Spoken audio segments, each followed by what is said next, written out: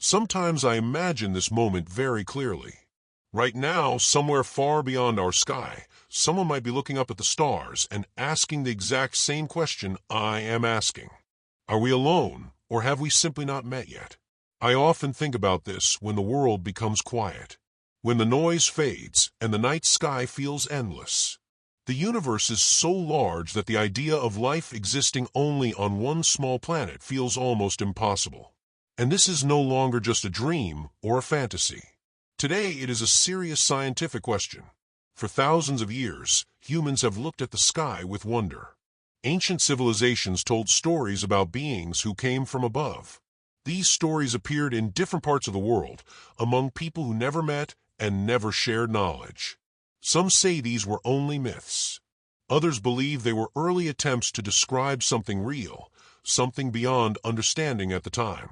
Modern science has changed how we see the universe. We now know that planets are everywhere. Astronomers have discovered thousands of worlds beyond our solar system. Some of them are rocky, like Earth.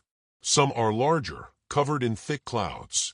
And some exist at just the right distance from their stars, where temperatures could allow liquid water to exist. Water changes everything. On Earth, wherever we find water, we find life, even in most extreme places. Deep under the ocean, inside frozen ice, near volcanic heat. This makes scientists wonder, if water exists elsewhere, could life exist there too? But the most mysterious worlds may be closer than we think. In our own solar system, moons like Europa and Enceladus are covered in ice, hiding vast oceans beneath their surfaces. These oceans are warmed by gravitational forces, not sunlight. On Earth, life began in similar dark environments. This raises a quiet but powerful question. What might be living there right now? Sometimes the universe feels silent, but occasionally that silence breaks. Scientists detect strange radio signals coming from deep space, signals that don't fully match known natural sources. Most of the time they are explained, but some remain uncertain.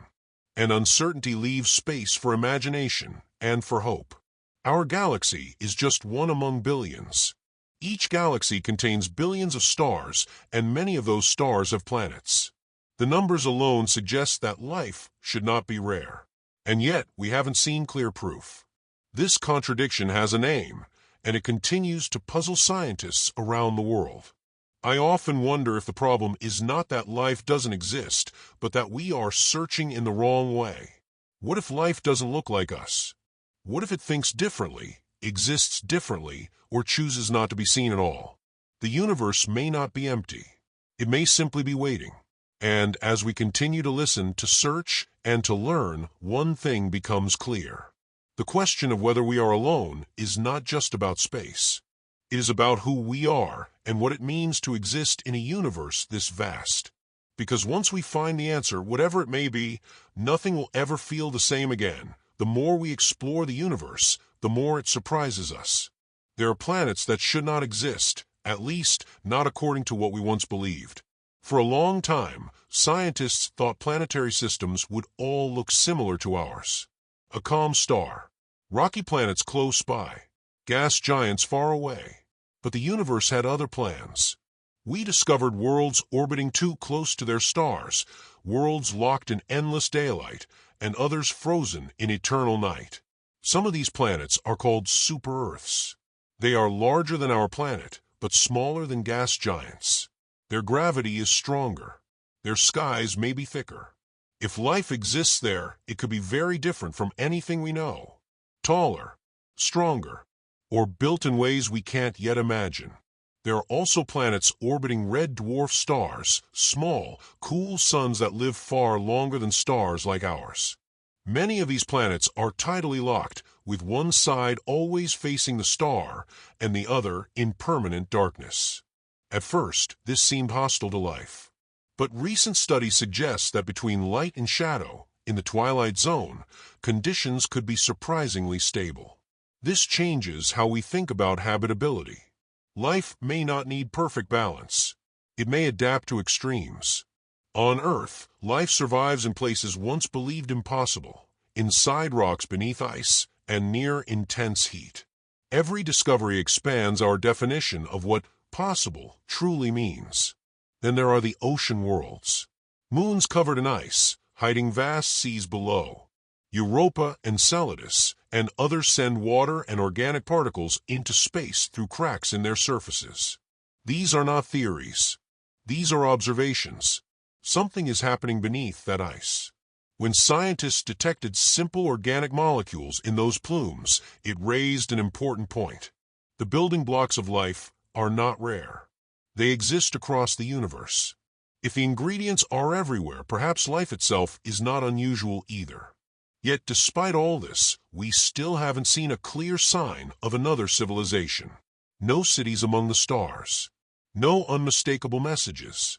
This leads to a quiet and uncomfortable thought. Maybe advanced life is rare. Or maybe it doesn't last long.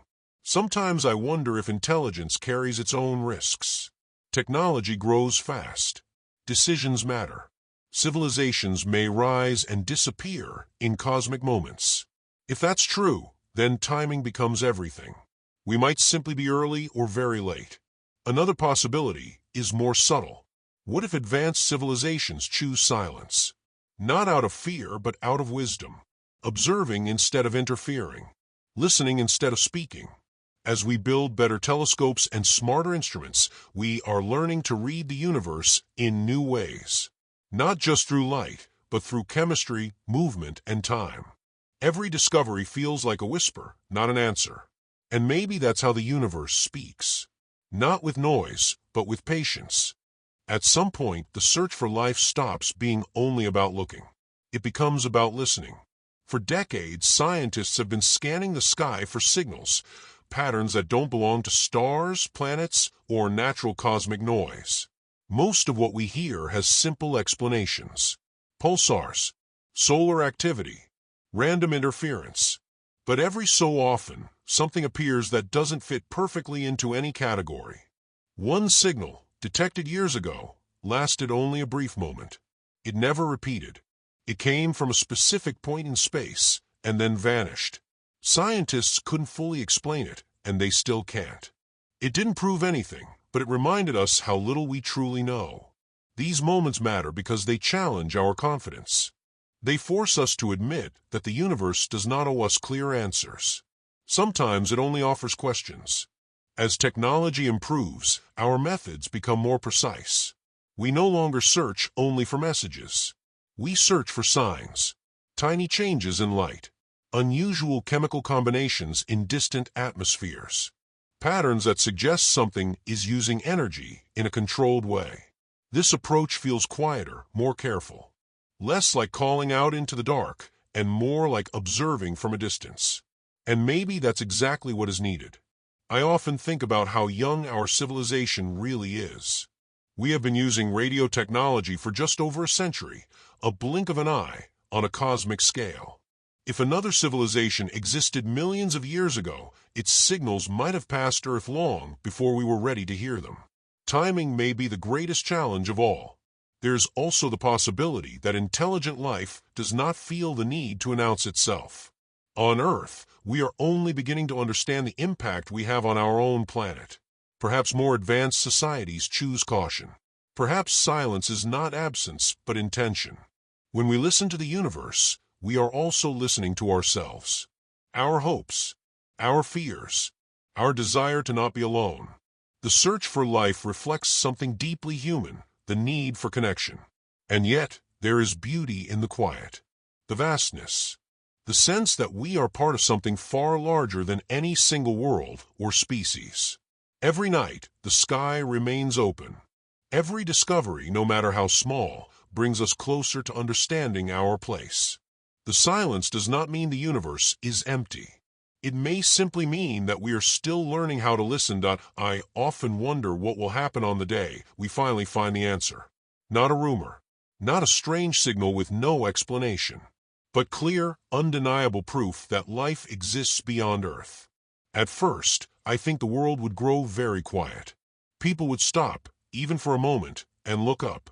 The question we have carried for thousands of years would no longer belong to philosophy or science fiction. It would become part of reality. But the greatest change would not happen in the sky. It would happen inside us. Knowing that we are not alone would reshape how we see ourselves. Borders would feel smaller. Differences would feel less important. Our planet would suddenly seem fragile and incredibly valuable. And what if the answer is different? What if, after all this searching, we discover that life is rare and that we are among the very few? That possibility is just as powerful, because it would mean that life is something precious beyond measure. That consciousness is not guaranteed, that what we have here matters more than we ever realized. Either answer changes everything. The universe does not rush. It moves on timescales far beyond human life. And perhaps that is why the search feels slow. But every telescope we build, every signal we analyze, every question we ask brings us closer. Maybe contact will not come as a voice or a message. Maybe it will come as understanding. An understanding that we are part of a much larger story. That we are made of the same elements as the stars we study. That the universe is not something separate from us, we are within it. Sometimes I think the real purpose of this search is not to find others, but to better understand ourselves. So when you look at the night sky tonight, remember this. Somewhere out there, answers exist, whether we are ready for them or not. And until that moment comes, the universe remains open, waiting, watching, and inviting us to keep asking the question that brought us here in the first place.